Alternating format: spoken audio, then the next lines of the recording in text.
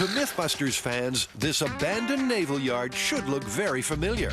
It's one of Adam and Jamie's favorite haunts. It's a place where they can get away from it all. A place where they can find a little peace of mind.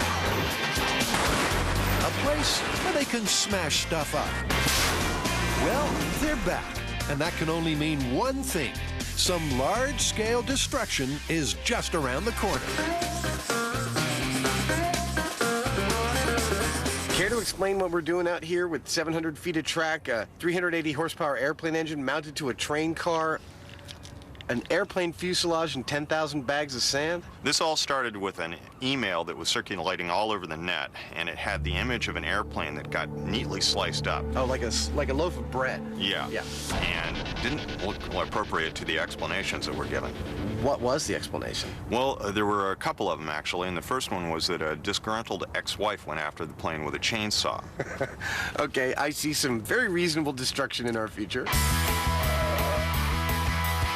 So, first up, the ex-wife explanation. Hi there. Adam's on the prowl for a plane to shred. I need some more aircraft parts. Okay, well, you're in the right place. All right, you got some fuselages I might be able to walk away with? Sure. Kenny Faith runs Faith Aircraft in Sacramento. His birds have all had their wings clipped. What I need is a couple of fuselages, at least 2, hopefully 3. He finds 3 planes that fit the bill. And this is the last one. Nowadays, it takes a forklift to get these babies off the ground. There you go. Oh, yeah. Even decrepit craft don't come cheap. So Kenny and Adam do a deal. Kenny will slice the price if Adam agrees to slice each plane in half and take just the tail end.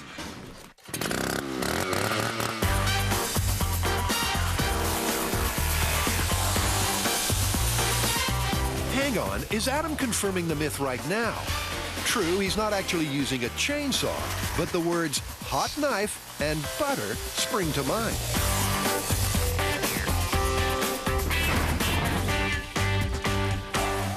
Way down.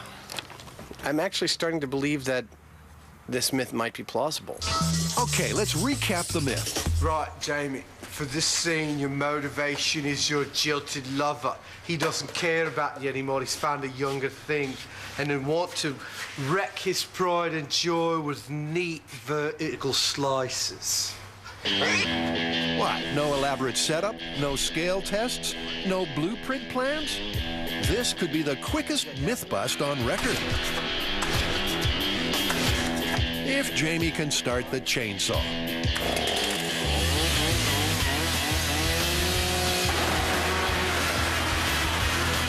Jilted Jamie gives the plane some gills.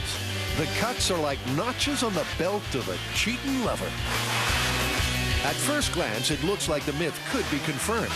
Or is it? I see these little tiny scrappy marks all the way up and down, which I didn't see in the picture. The edges are too jagged and uneven. The cuts in the picture are clean. That surgical precision is impossible with a chainsaw. That's supposed to keep you up in the air. Okay, so assuming the photo is real, and assuming a chainsaw-wielding woman wasn't responsible, how did it happen? Jamie has another tale to tell. Well, the story goes that an airplane got loose in a hangar and ran into another airplane, and the props caused this damage. Yeah, I read that. It really sounds kind of fishy to me, but I'm not sure how to test this besides taking the photo to a forensics lab and working out the math. I mean, what do you think? I think we need to destroy some more airplanes. Do it full scale. Yeah, mayhem, destruction, the whole 9 yards. Absolutely That's radical. what we do. So let's go over that scenario again. For some reason, a pilot has to hand start his plane. This means getting out of the cockpit and spinning the propeller. The propeller starts, but before the pilot can get back in the cockpit, the plane careers off across the tarmac and crashes into another plane, the spinning prop gouging a precise pattern in the fuselage.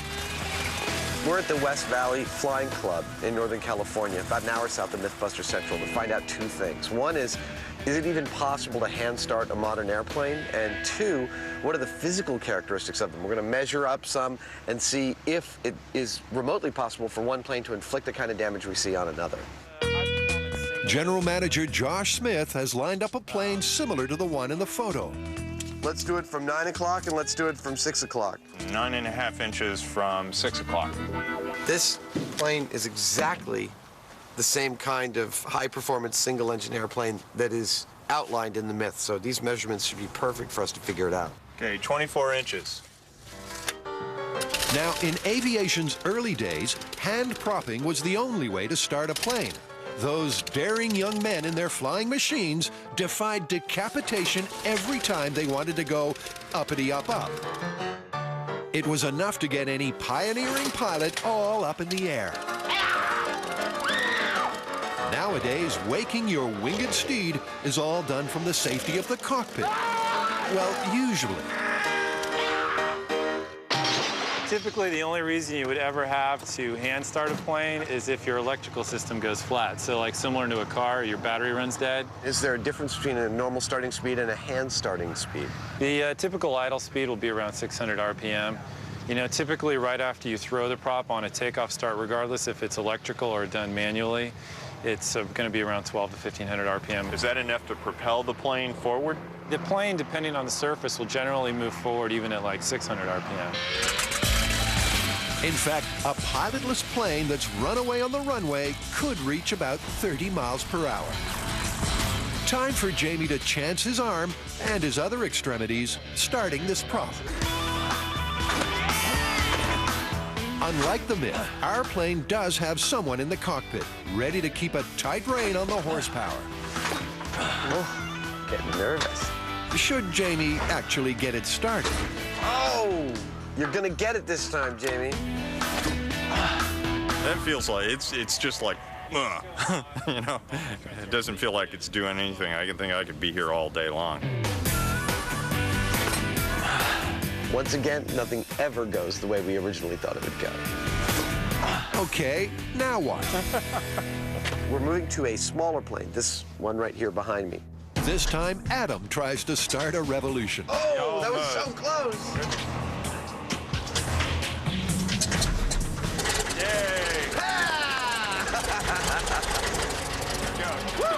Even though Jamie was not able to hand start this plane, we discovered some really vital facts for the myth. One is, it is possible to hand start one of these. Two, it's considered very bad practice to hand start one without someone sitting at the controls because they have to throttle it back from the idle speed. Three is, if you hand start it, it'll go right to 1500 RPM, and if you don't have someone sitting behind the wheel, it's just going to start rolling across the tarmac. Good job. Thank you, sir. All right. I think it's time to get back to the shop. Still to come, they're having trouble getting the shredded plane myth off the ground. Yeah! And anyone got a light? Starting a fire the Mythbuster way.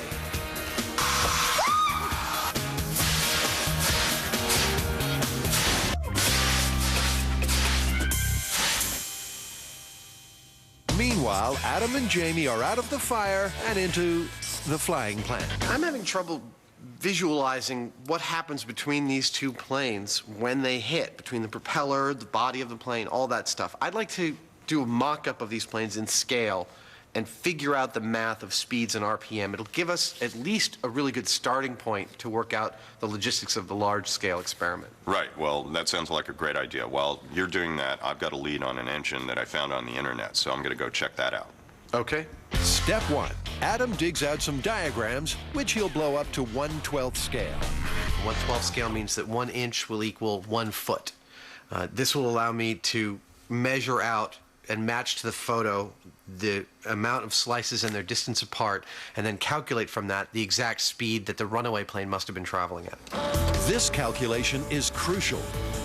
Adam's math can't have the plane moving any faster than 30 miles per hour, the top ground speed of a runaway plane. Oh, perfect. Jamie, meanwhile, is shopping for an aircraft engine. Can you tell me what the idle speed on that engine is? And before you know it, a